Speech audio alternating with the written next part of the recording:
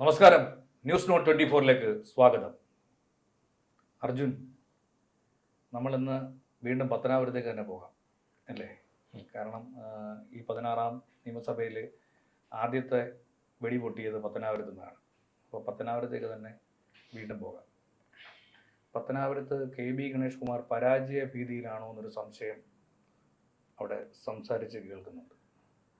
അതിൻ്റെ കാര്യങ്ങൾ എന്താണെന്നുള്ളത് അർജുന വല്ലതും തോന്നുന്നുണ്ടോ? എനിക്ക് തോന്നുന്നത് അദ്ദേഹം പത്തനാപുരം താലൂക്ക് യൂണിയൻ പ്രസിഡന്റ് ആയിരുന്നല്ലോ. കഴിഞ്ഞിടയ്ക്കാണ് അത് ആ ഒരു സ്ഥാനം തന്നെ അദ്ദേഹത്തിന് നഷ്ടപ്പെടുക മാത്രമല്ല മൊത്തത്തിൽ പിരിച്ചുവിടുകയും ചെയ്തല്ലോ.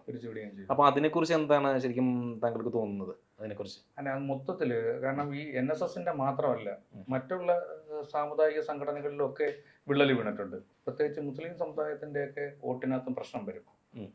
കാരണം ജ്യോതികുമാർ ചാമക്കാല എന്ന് പറയുമ്പോൾ NSSന്റെ വോട്ടുകളൊക്കെ കുറെ സമാഹരിക്കാൻ കഴിവുള്ള വ്യക്തിയാണ്.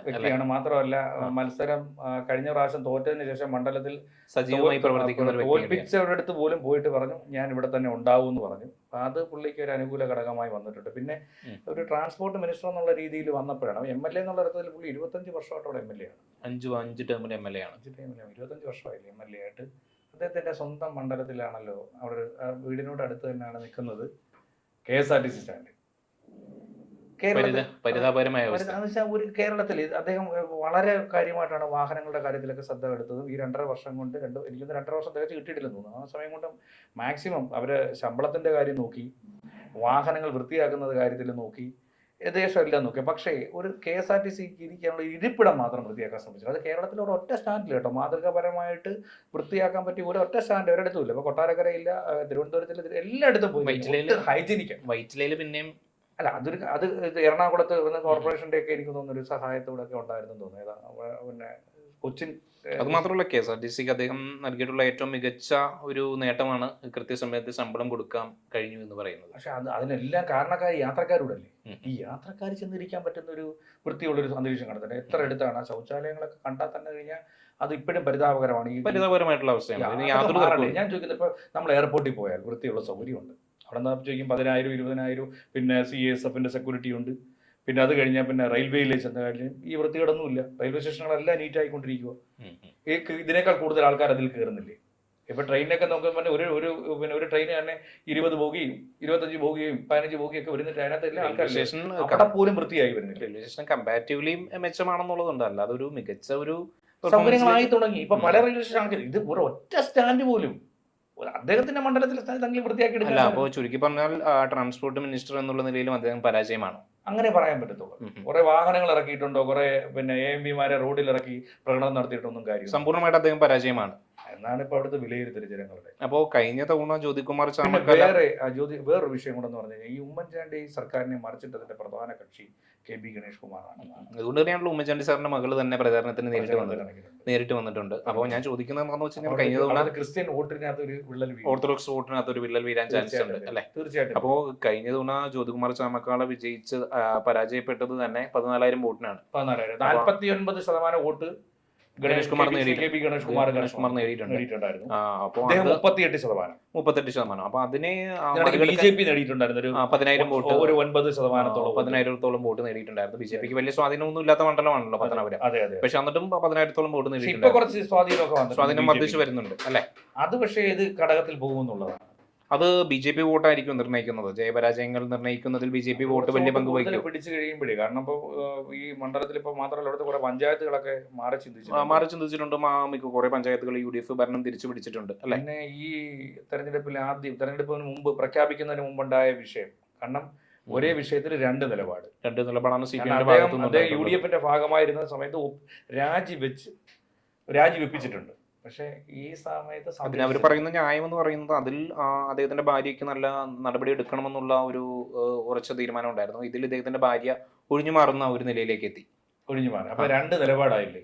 രണ്ട് നിലപാടാണ്. അപ്പൊ ഈ അധാർമികതയുടെ പാതയിലേക്ക് പോകുന്ന ഭാര്യയ്ക്ക്, പക്ഷേ ഭാര്യയ്ക്ക് പരാതിയില്ല. മറ്റതിൽ ഭാര്യയ്ക്ക് പരാതി ഉണ്ടായിരുന്നു. ആദ്യത്തെ കേസിൽ ഭാര്യയ്ക്ക് പരാതി ഉണ്ടായിരുന്നു. ഇതിൽ ഭാര്യയ്ക്ക് പരാതിയില്ല. അപ്പൊ അതൊരു ആസൂത്രിതമല്ലായിരുന്നു വിഷയം.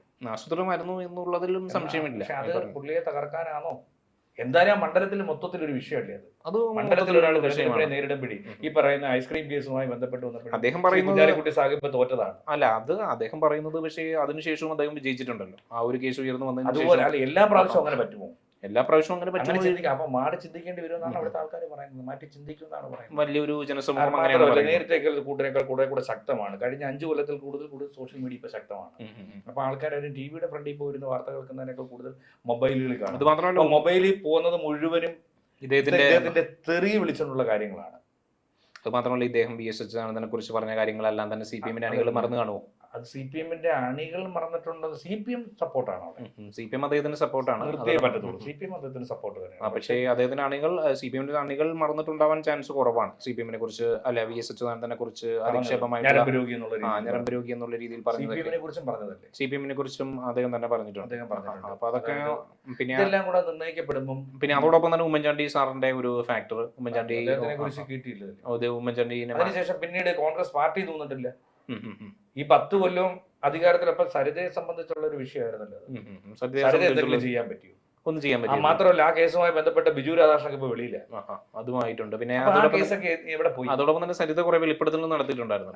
ആ വെളിപ്പെടുത്തലൊക്കെ നടത്തി. ഇദ്ദേഹത്തെ സംബന്ധിച്ചിട്ട് എന്ത് വെളിപ്പെടുത്തലായിരുന്നു സരിത നടത്തിയിട്ടുണ്ടായിരുന്നത്? സരിത അദ്ദേഹത്തിന്റെ കുട്ടികൾ വരെ ഗണേഷ് കുമാറിന്റെ എന്നുള്ള ആരോപണമൊക്കെ നടത്തിയായിരുന്നു.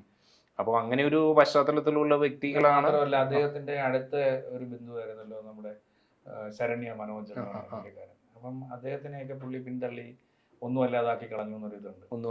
കോൺഗ്രസിൽ പോവുകയും ചെയ്യും. പുള്ളിയൊക്കെ അദ്ദേഹത്തിനെതിരെ മൈക്ക് കെട്ടി വെച്ച് ഭയങ്കര പ്രകടനമൊക്കെ. എന്ത് വന്നു കഴിഞ്ഞാലും നമ്മളൊരു മക്കൾ രാഷ്ട്രീയത്തിനപ്പുറം അദ്ദേഹം 5 വർഷം MLA ആയിട്ട് 5 വർഷം 5 ടേമിൽ അദ്ദേഹം പത്തനാപുരത്തിന്റെ MLA ആയിട്ട് തുടരാൻ കഴിഞ്ഞിട്ടുണ്ട്. 5 ടേമിൽ.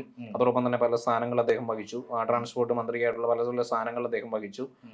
ഈ LDFിലും UDFിലും അദ്ദേഹത്തിന് വഹിക്കാൻ കഴിഞ്ഞു. ഇങ്ങനെ ഒരു നേട്ടം എന്ന് പറയുന്നത് നമ്മൾ നിസ്സാരമായിട്ട് കാണാൻ കഴിയും. അദ്ദേഹത്തിന്റെ വലിയ നേട്ടമാണ്. പക്ഷെ ഇത്തവണത്തെ തെരഞ്ഞെടുപ്പിനകത്ത് അതെങ്ങനെ പ്രതിഫലിക്കും എന്നുള്ളത് കണ്ടറിയേണ്ടിയിരിക്കുന്നു. അപ്പോൾ ജ്യോതികുമാർ ചാമക്കാലയ്ക്ക് ഒരു വിജയസാധ്യത നമ്മൾ കാണുന്നു അല്ലെ? അപ്പോ എനിക്ക് അതിനനുസരിച്ചുള്ള പ്രവർത്തനം അദ്ദേഹം വിവരപ്പെടുത്തിയിട്ടുണ്ട്. ഇദ്ദേഹത്തിന്റെ പ്രവർത്തനത്തിന് വേണമെന്നുണ്ടെങ്കിൽ കൊട്ടാരക്കരയിൽ ആരെങ്കിലും കൊണ്ടുവരണം. അങ്ങനെ പല പ്രദേശങ്ങളിൽ നിന്ന് കൊണ്ടുവന്നെങ്കിൽ ഇദ്ദേഹത്തിന് അവിടെ ആളെ സംഘടിപ്പിക്കാൻ ഒരു കൂട്ടായ്മയൊന്നും ഇറങ്ങുന്നതായിട്ട് കാണാം. അപ്പോൾ ചുരുക്കി പറഞ്ഞു കഴിഞ്ഞാൽ പിണറായി മന്ത്രിസഭയിൽ പരാജയപ്പെടുന്ന മന്ത്രിമാരുടെ ലിസ്റ്റിൽ ഒരെണ്ണം ഇദ്ദേഹം ആയിരിക്കും എന്നുള്ള കാര്യത്തിൽ ഒരു തർക്കവുമില്ല. എന്ന് വേണേൽ പറയാം ഇപ്പൊ നിലവിൽ. അപ്പൊ ഏതായാലും പരാജയ ഭീതിയിലാണ് ഇദ്ദേഹം എന്നുള്ളതിൽ യാതൊരു തർക്കവുമില്ല. അപ്പോ എന്തൊക്കെയാവും ഇലക്ഷൻ സംഭവിക്കുക എന്നുള്ളത് നമുക്ക് കണ്ടറിയാം. ഇനിയിപ്പം ഏകദേശം 10 ദിവസം കൊണ്ട് റിസൾട്ട് ഒക്കെ പോകും. പക്ഷേ ഈ 10 ദിവസം വളരെ നിർണായകമാണ്. കാരണം എങ്ങോട്ട് ചായും ഒരു ട്രെൻഡ് എന്ന് പറഞ്ഞൊരു സംഭവം തെരഞ്ഞെടുപ്പിനെ സംബന്ധിച്ചിടത്തോളം നമ്മൾ പറയുമല്ലോ ട്രെൻഡ് എന്ന് പറയില്ല. ആ ട്രെൻഡിനകത്ത് ഇപ്പം അദ്ദേഹം വലിയ കോൺഫിഡൻസിലാണ്. അദ്ദേഹം നല്ലൊരു കോൺഫിഡൻസിലാണ് അദ്ദേഹം മുന്നോട്ട് നയിക്കുന്നത്. അദ്ദേഹത്തിനോടൊപ്പം സ്ത്രീകളുണ്ട്. അതോടൊപ്പം തന്നെ ഒരുപാട് അങ്ങനെ ഒരു ലൈറ്റും കളറും ഒക്കെ കൊടുത്ത് പലയിടത്തും നിർത്തിയേക്കുന്നതല്ലാതെ ഒരു മാസമായിട്ടുള്ള ഒരു എഫക്റ്റ് ഒന്നും അദ്ദേഹത്തിന്റെ തെരഞ്ഞെടുപ്പിൽ ഇപ്പൊ കാണുന്നില്ല. കാരണം മെയിനായിട്ട് എന്ന് പറഞ്ഞില്ല, നമ്മളിപ്പോ ഏകദേശം എല്ലാവരുടെ കയ്യിലും ഒരു 80% ആൾക്കാരുടെ കയ്യിലും ഉള്ള ഫോണാണല്ലോ ഈ മൊബൈൽ എന്ന് പറയുന്നത്. അതിൽ വരുന്നത് മുഴുവൻ അദ്ദേഹത്തിന്റെ പരാജയത്തെ കുറിച്ചുള്ള കാര്യങ്ങളാണ് വരുന്നത്. എന്നിരുന്നാലും വരുന്ന തെരഞ്ഞെടുപ്പിൽ നമുക്ക് കണ്ടറിയാം എങ്ങനെയായിരിക്കും ജനങ്ങൾ പത്തനാപുരം മണ്ഡലത്തെ പറ്റി ചിന്തിക്കുക എന്നുള്ളത് നമുക്ക് കണ്ടറിയാം. ഒരുപക്ഷെ പിണറായി മന്ത്രിസഭയിൽ പരാജയപ്പെടുന്ന മന്ത്രിമാരിൽ ലിസ്റ്റിൽ ഇദ്ദേഹം ഉൾപ്പെടുമോ ഇല്ലയോ എന്നുള്ളത് സംശയം ജനങ്ങൾക്ക് ഇല്ലാതെയില്ല. അത് നമുക്ക് ഏതായാലും തെരഞ്ഞെടുപ്പ് കഴിയട്ടെ, വ്യക്തതയോട് കാത്തിരിക്കാം.